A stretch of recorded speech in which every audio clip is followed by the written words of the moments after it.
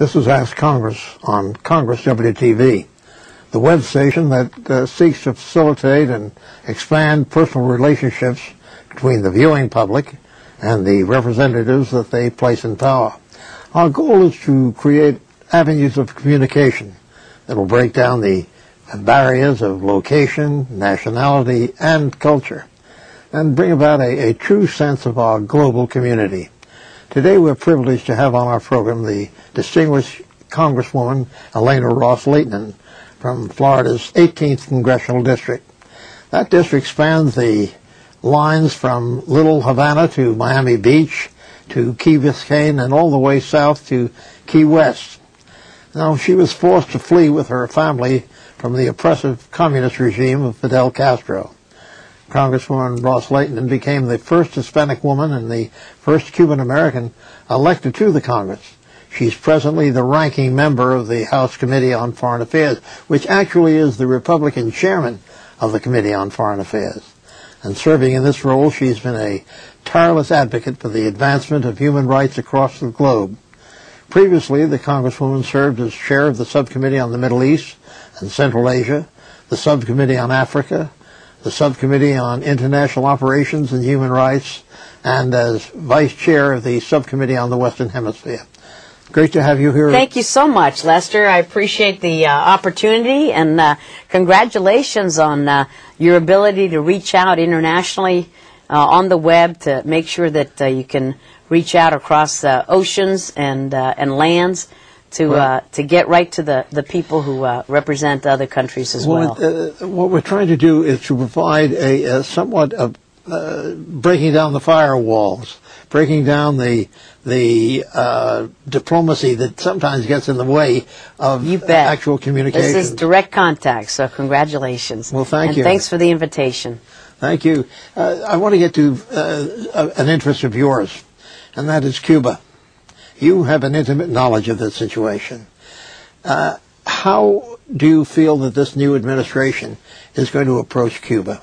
Well, I think that President Obama was quite clear in his campaign. He made a very big speech in my district in South Florida, where he said that he will not aim to lift the embargo that is in place from the United States to Cuba until three basic conditions are met: freedom for political prisoners, free multi-party internationally supervised elections, and freedom of expression. Once we have elections, once we have respect for human rights, once we have freedom for these political prisoners who are in jail simply for asking for democracy and freedom of thought and freedom of religion, then once we have those conditions in place, the Congress can consider whether to lift the embargo. But he is in favor of maintaining the embargo until those conditions are met.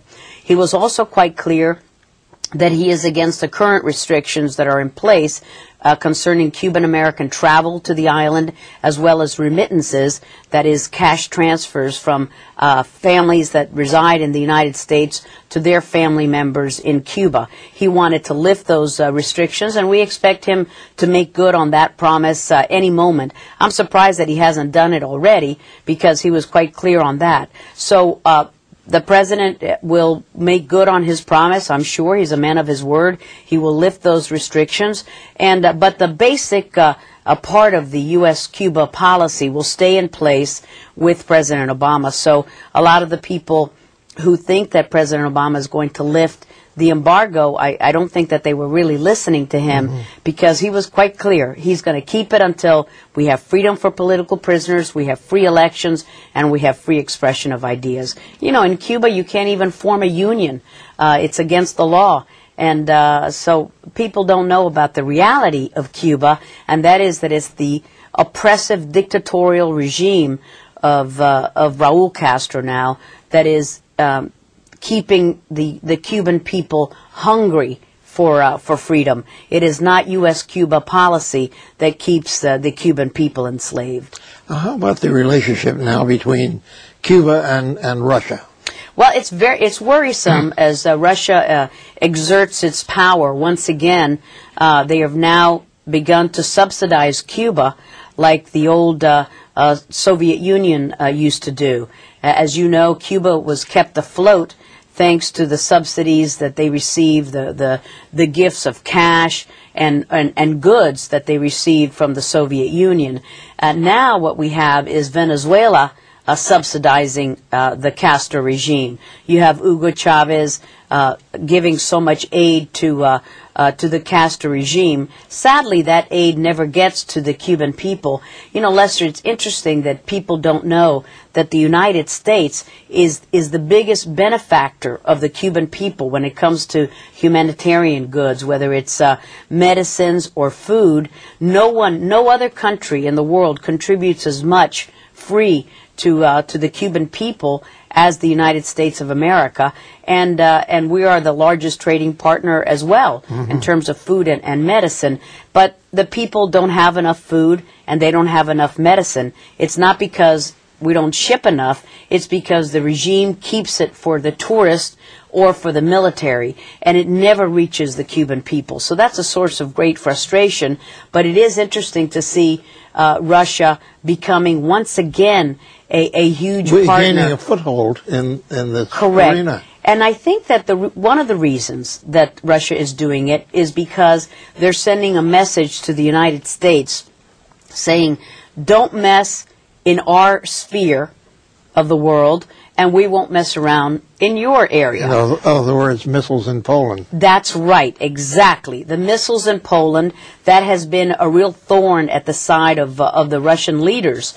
And the United States has been on this program to place those missiles there in order to protect all of Europe and protect everyone. Every free people deserves protection from the overarching military aims of Russia. And the ulterior motives of Iran in that area. That's right. It serves as a protection against Ahmadinejad or any of the other ruling leaders of Iran who want to establish with their tentacles control over certain sectors of the world.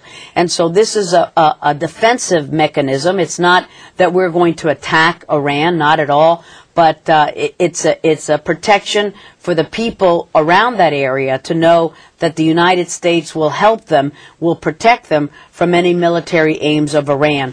And so because Russia was really ticked off at these actions of the United States, they're saying to us, I believe, you stay out of this area or we will butt into your areas. And that's why we've seen these Russian military exercises off of Venezuela, off of Cuba, and off of different areas where countries have not been friendly to the United States. Russia has stepped in because Russia has nothing to gain from being militarily involved or economically involved in Cuba. It's a message that they're sending to the United States. Has there been any change in the operations or in the philosophy of Cuba since the transition to Raul? That's an excellent question. So many people, Lester, think that, well, if Fidel is gone and Raul is now the new sheriff in town, and he's really the new dictator in town, there's a change in Cuba. Well, changing from one tyrannical leader to another is no change. Changing from one dictatorial head to another dictatorial head is no change. The communist system remains in place in Cuba, and people are not allowed, as I said, to form a union. They're really hassled if they go to church too often. If you say that you want to have democracy in Cuba, you are thrown in jail.